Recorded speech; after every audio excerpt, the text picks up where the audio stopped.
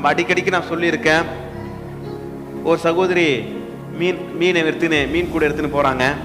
ஒரு காணாங்கழுத்து மீன், நிறைய மீன் எடுத்துன்னு நடந்து போறாங்க. ஒரு பெரிய வண்டி வருது, ஒரு குட்டியான போல ஒரு வண்டி வருது. அங்க வண்டி அவர் டிரைவர் என்ன பண்ணாரு, நீங்க ஏமா போறீங்க, நானும் அந்த பக்கம் தான் போறேன், நீயும் அந்த கூட ஏத்தின்னு வண்டியில ஏறிக்குமா சொல்லும் போது ஏறிக்கினாங்க. அந்த அம்மாவும் ஏறிக்கணும். கொஞ்சம் தூரம் போன பிறகு அந்த அம்மாவுக்கு மூச்சு வாங்குது. அப்படின்னு மூச்சு வாங்குது. சரி, இந்த டிரைவர் திரும்பி பார்த்தாராம். திரும்பி பார்க்கும்போது அந்த அம்மா வண்டியில தான் ஏறினாங்க. அவங்களுடைய கூட வெயிட்டான அந்த மீன் கூடைய அந்த வண்டியில் இறக்கியே வைக்கல.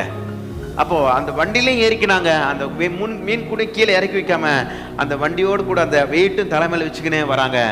நாம் ஆண்டு சமூகத்துல உள்ள வந்துட்டோம்னா முழுமையாக இறக்கி வச்சிடணும். ஆண்டவரே, என்னோட பாரத்தை நான் முழுமையாக இறக்கி வச்சிடறேன், இதுக்கப்புறம் நீங்க பார்த்துக்கொள்ளுங்க ஆண்டவரே, என்னால முடியாத ஆண்டவரே, என்னால சுமக்க முடியல, என்னால சகிக்க முடியல, உங்க பாதத்துல நான் ஒப்பு கொடுக்கிறேன். என்னுடைய கஷ்டத்தை, என்னுடைய கண்ணீரை, என்னுடைய போராட்டத்தை, எனக்கு உதவி செய்ய யாருமே இல்லை, உங்க கரங்களை ஒப்பு கொடுக்கிறேன் என்று ஒப்பு கொடுத்துடணும். அல்லேலூயா. ஒப்பு கொடுத்துட்டோம்னா அது குறித்து நாம் கவலைப்படக்கூடாது. அது குறித்து நம்ம மீண்டுமாக ஆண்டு கிட்ட போயிட்டு, ஆண்டவரே எனக்கு கவலை சொல்லக்கூடாது. ஆண்டவரே, என்னுடைய பாடுகளை நீங்க ஏற்றுக்கொண்டிருக்கீங்க, நன்றி ஆண்டவரே.